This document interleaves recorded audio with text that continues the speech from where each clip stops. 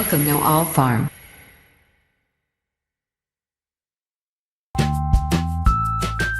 Mangoes are picked in one of three ways. The first is with a harvest aid. This is where a team of people pick mangoes and place or gently throw them onto a tarpaulin, either with the stems on or off.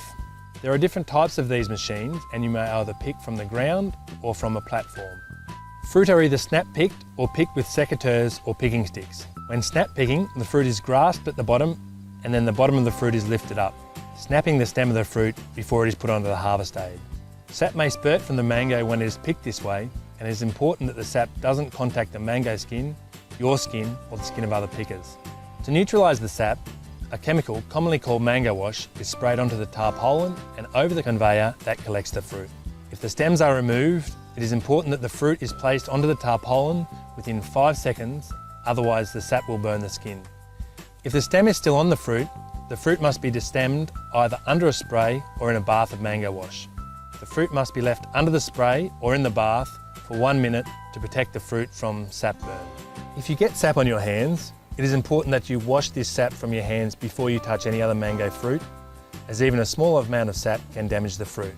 A picking stick is used to pick mangoes you can't reach from the ground. It has a set of cutting blades to cut the stem and a set of jaws to hold the stem when it is cut. The jaws of the picking stick must be facing down so the fruit isn't dropped after it is picked. Once on the harvest aid, the fruit flows from the spray or bath along a conveyor and drops into a bulk bin for transport to the packing shed. It is good practice for the fruit to fall onto a foam pad when it falls into the bulk bin, and this pad must be repositioned as the fruit fills the bin. The second way mangoes are picked is with a hydraulic ladder called a cherry picker. A cherry picker is operated by a single person and moves up and down and inside and around the tree. The fruit is snapped from the tree and placed into a picking bag. Mango wash is sprayed over the fruit to neutralise the sap. When the picking bag is full, it is lowered to the ground and emptied gently into a bulk bin for transport to the packing shed. It is important that all fruit in the bag is covered by mango wash, so do not overfill the bag before emptying. The third way to pick mangoes is to pick with the stems intact and the fruit is desapped in the packing shed. Using secateurs or picking sticks, fruit is picked with a 10 to 20 centimetre stem attached and placed into crates and transported to the packing shed. Care must be taken when placing the fruit in the crate and during handling and transport so the mango stems aren't broken and mango sap does not come into contact with the skin. These crates are stacked for transport or short-term storage in the packing shed, so it is important that they are not overfilled and fruit damaged or stems broken when they are stacked.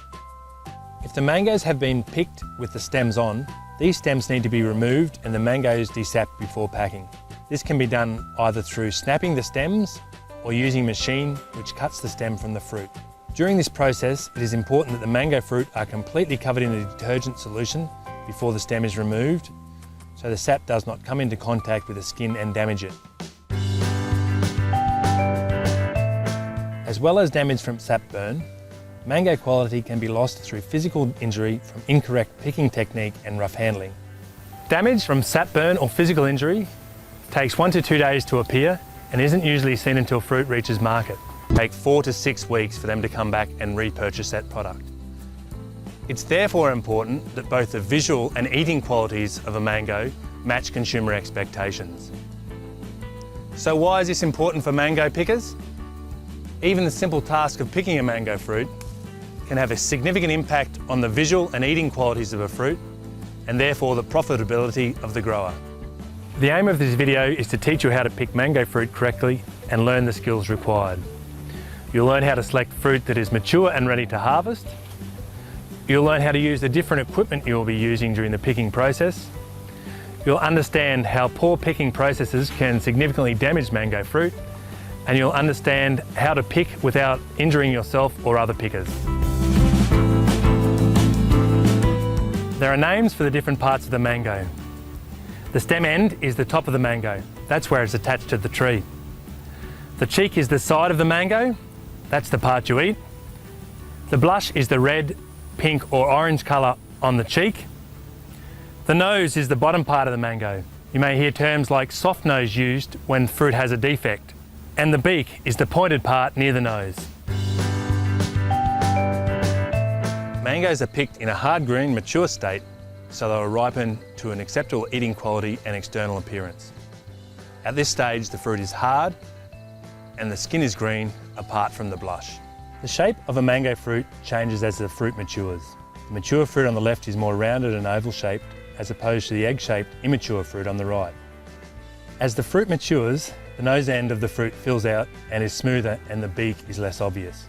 From left to right on this slide, the fruit goes from immature to mature. The beak of the fruit is much more prominent in the immature fruit on the left than the mature fruit on the right. When these fruit are ripened, the immature fruit stays green, while the more mature fruit will change colour to yellow. The shoulder of the fruit also fills out around the stem, and the stem sits in a small depression when the fruit matures. It is important to only pick mature fruit, as fruit maturity can have a significant impact on eating quality of mangoes. You need to be particularly careful with the first sap that comes from the mangoes when you pick it. This is called spurt sap. If spurt sap comes in contact with the skin of the mango, it can damage the skin. This is called sap burn. This sap can also burn your skin or skin of other pickers. Sap can continue to ooze from the fruit for several hours, and although this sap isn't as damaging as spurt sap, it can still cause skin browning and reduce the sale price of mangoes. The types of physical injury include abrasion, cuts and scratches, stem punctures, crease marks, wounds and internal bruising. Abrasion shows as brown marks on the skin, often with scratches through the mark. It is caused by the skin of the fruit rubbing against dirty, dusty equipment or crates and bulk bins, or sticks and leaves in the crates and bins. Cuts and scratches occur when the sharp edge of a picking stick or secateurs knock the fruit, or when the fruit scrapes against a twig or a branch as it is pulled from the tree.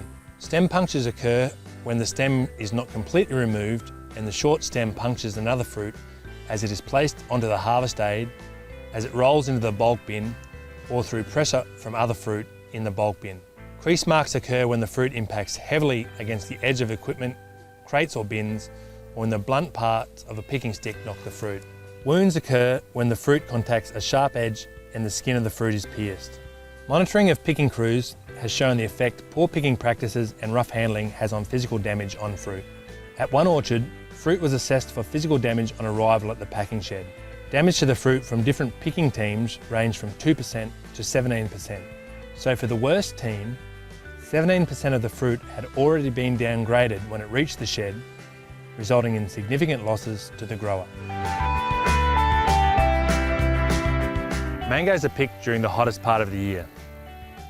The work is hard and constant, and temperatures in the orchard often reach above 35 degrees Celsius. There is little shade in the orchard, so it is very important that you follow a few precautions when you are picking. Wear the right clothes to protect you from the sun.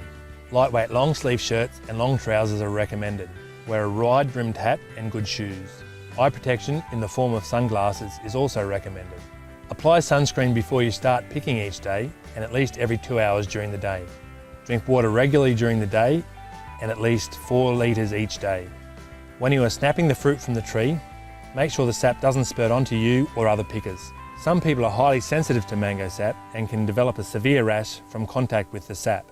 If you are spurted with mango sap, it is important that you wash the area with soap and water and then rinse it well with fresh water. As a picker, it is important that you understand how mango quality can be lost and why it is important you follow the simple steps outlined in this video to reduce quality loss. Some do's and don'ts when picking mangoes. The do's.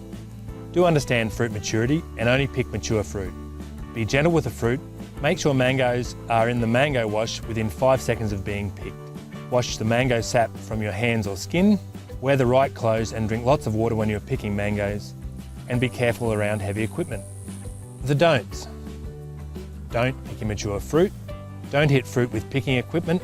Don't handle fruit roughly or throw it against the hard edges of harvest aids, bins or crates.